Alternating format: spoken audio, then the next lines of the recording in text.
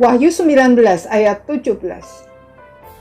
Lalu aku melihat seorang malaikat berdiri di dalam matahari, dan ia berseru dengan suara nyaring kepada semua burung yang terbang di tengah langit, katanya, "Marilah ke sini, dan berkumpullah untuk turut dalam perjamuan Allah, perjamuan yang besar."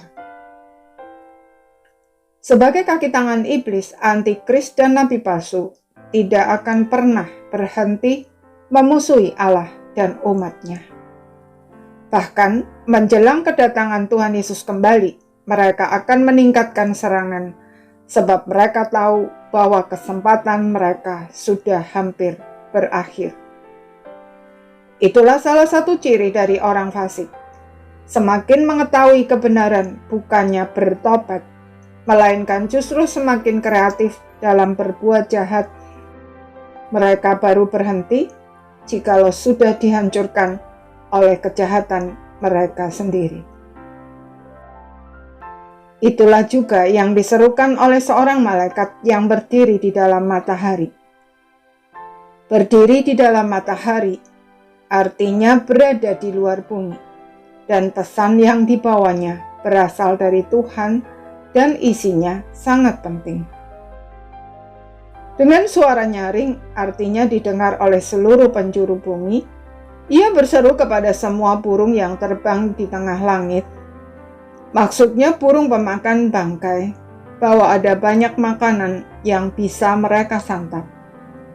Seruan tersebut merupakan tanda bahwa peperangan sudah berakhir, dan sang anak domba sudah menang.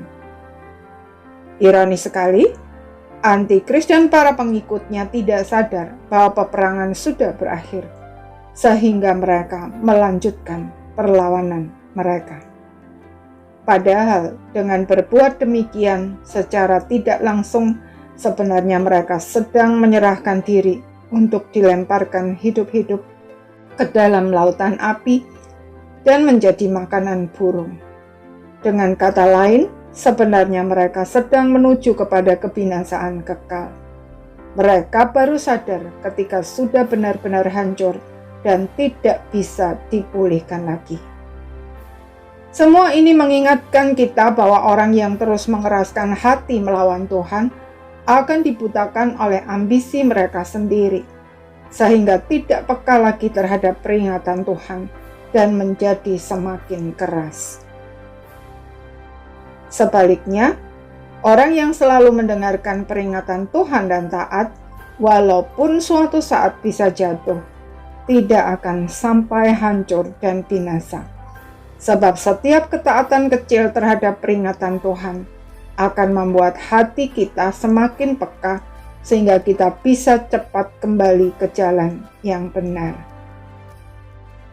Bagi orang yang sudah belajar taat, pengalaman kejatuhan, jika disikapi dengan benar, justru akan menjadi momen untuk bertumbuh dan berbuah.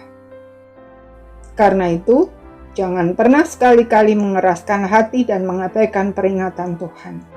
Mari kita melatih diri untuk peka terhadap peringatannya. Maka kita akan menyelamatkan diri kita sendiri dan orang-orang yang kita kasihi dari berbagai masalah yang tidak perlu. Amin.